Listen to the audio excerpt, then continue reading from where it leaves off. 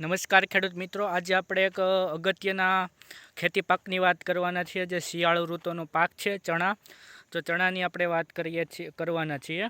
તો જે ખેડૂત મિત્રોને ચણા 30થી 45 દિવસના થઈ ગયેલ છે, જે ખેડૂત મિત્રોને 30થી એટલે કે 1 મહિનાથી 1.5 મહિના જેવા ચણા થઈ ગયા છે અને ફૂલ આવવાની અવસ્થા, જેમ કે જોઈ શકો છો ફૂલ આવવાની અવસ્થા ચાલુ થઈ ગઈ છે, તે ખેડૂત મિત્રોને એક અગત્યના ફર્ટિલાઇઝર શેડ્યુલની વાત કરીએ તો તેમાં આપણે ઝીંક સલ્ફેટ આપવું જોઈએ અને માઇક્રોન્યુટ્રિયન્ટ આપવું જોઈએ. તો માઇક્રોન્યુટ્રિયન્ટની વાત કરીએ તો ગ્રેડ 4નું માઇક્રોન્યુટ્રિયન્ટ આપવું જોઈએ, જે ગ્રેડ 4 હોય છે.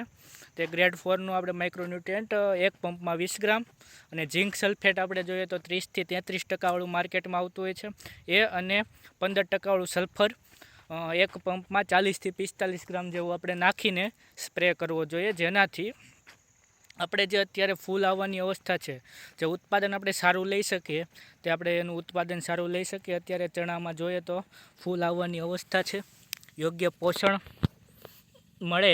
અને ઝીંકનું કામ આપણે જોવા જઈએ તો ઝીંકનું કામ વૃદ્ધિ નિયંત્રક તરીકે પણ કરે છે, એટલે કે વૃદ્ધિને અટકાવે, એટલે કે બહુ વધુ વૃદ્ધિ થઈ જાય તો પણ કામનું નથી. અને અત્યારે જે પાક છે ફૂલ અવસ્થાએ આવતો હોય તો તેમાં આપણે જોઈ શકીએ કે ફૂલ ખરી ન જાય અને યોગ્ય રીતે એમાં પોષણ મળે એવી રીતે, અને ફૂગજન્ય રોગ પણ આવવાના ચાલુ થઈ ગયા હોય છે. તો ફૂગજન્ય રોગમાં આપણે જોવા જઈએ તો મેટાલેક્ઝિલ અને મેન્કોજેબવાળી મેટાલેક્ઝિક અથવા મેન્કોજેબવાળી કોઈ પણ એક આપણે ફૂગનાશકનો ઉપયોગ કરી અને તેમાં આપણે આપી શકીએ ચણામાં, એટલે ચણાનો પાક સારો રહે. અત્યારે આપણે જો ચણાના પાકમાં છીએ અને આ ચણા 30થી 45 દિવસની વચ્ચે છે અને એમાં ફૂલ આવવાની શરૂઆત થઈ ગઈ છે. તમે જુઓ, આ ચણાના ફૂલ છે, આ ચણાના ફૂલ આવવાની શરૂઆત થઈ ગઈ છે.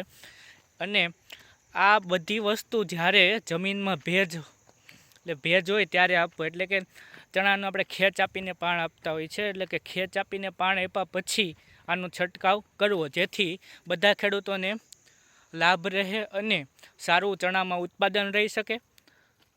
આભાર, અને નવી માહિતી સાથે આપણે આગળ મળીશું. જય હિન્દ, જય ભારત.